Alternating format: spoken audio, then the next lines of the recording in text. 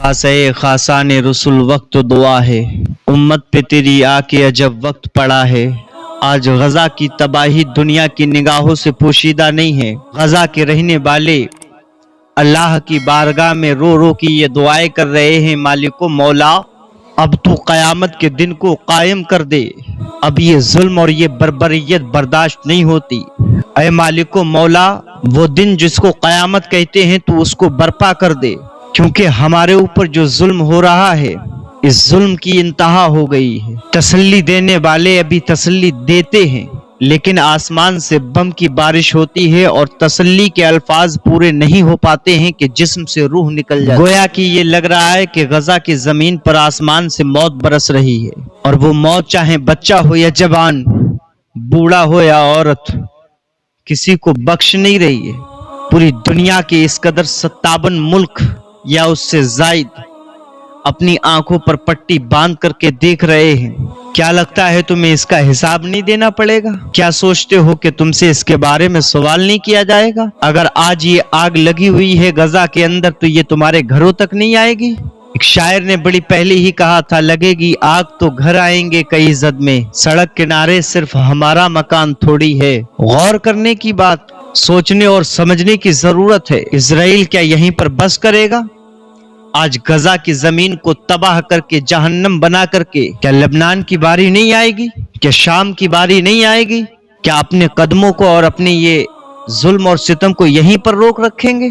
क्या शाम के चमकते हुए महल ये बाकी रह जाएंगे? अगर आज भी आपने होश के नाखून ना लिए और गजा की चीखें अगर आज भी आपके कानों में आकर के आपको झंझोड़ कर उठा ना सकी, तो फिर आप खुद देखिए कि कहीं ऐसा ना हो कि आप मुर्दा हो चुके हैं। आप खा तो रहे हैं, पी तो रहे हैं, चल तो रहे हैं, बात तो कर रहे हैं, लेकिन आपका जज्बे ईमानी मुर्दा हो चुका है।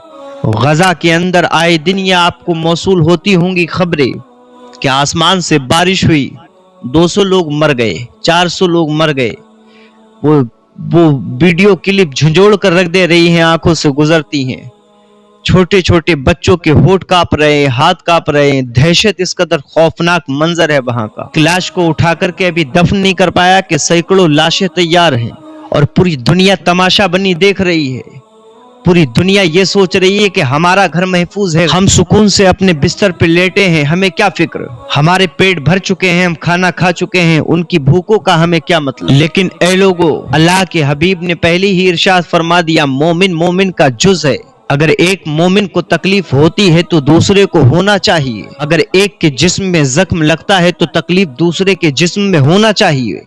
अगर एक माँ की कोख को उजाड़ा जा रहा है तो दूसरी माँ को तड़पना चाहिए। अगर एक भाई का जनाजा उठ रहा है तो दूसरे भाई को बेचैन होना चाहिए। क्या गजा की उठती हुई लाशें तुम्हें दिखाई नहीं देती? क्या गजा की आवाजें तुम्हारे कानों तक नहीं आ रही हैं? क्या गजा के अंदर गिरने वाली मिसाइलें और बमों को तुम देख नहीं रहे हो? क्या गजा की तबाही तुम्हारी आंखों से पोशीदा हो चुकी है? किस बात का इंतजार है?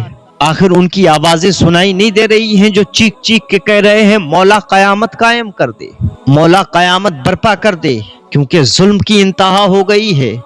उनके लिए तो ये कयामत ही है, लेकिन वो अल्लाह की बारगाह में दुआ कर रहे हैं और दुनिया वालों को ये पैगाम दे रहे हैं, लोगों हमारी तबाही पे खामोश बैठने वालों, हमारी बर्बादी को अपनी आंखों से देखने वालों, हमारे बच्चों के जिस्म के छिचड़ों को उड़ता हुआ देखने वालों, क्या तुम्हें हिसाब नहीं देना पड़ेगा? क्या मौला तुमसे सवाल नहीं करेगा? क्या कयामत के दिन तुम्हें इसका जवाब नहीं देना पड़ेगा?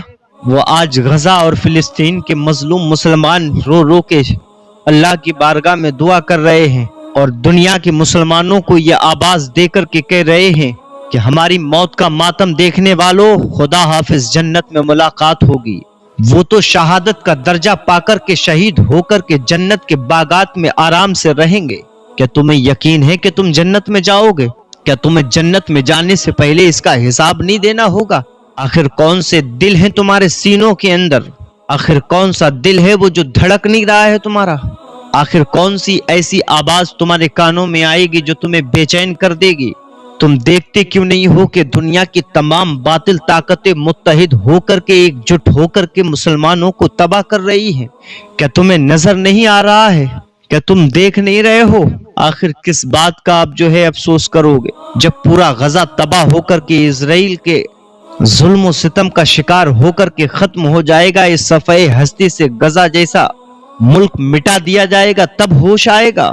वहां के लोग कह रहे हैं, वहां के सहाफी लिख रहे हैं कि चंद लम्हे बाकी हैं, चंद घंटे बाकी हैं और दुनिया की इस जमीन से सफ़े हस्ती से गजा का नामो निशान मिटा दिया जाएगा।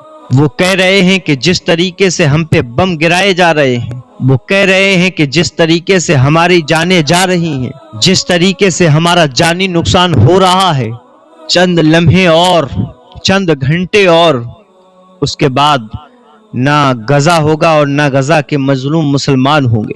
ना गजा के मजलूम मुसलमानों की चीखें तुम्हें बेचैन करेंगी, ना उनके कटे और फटे जिस्म के चिथड़े आपको दिखाई देंगे।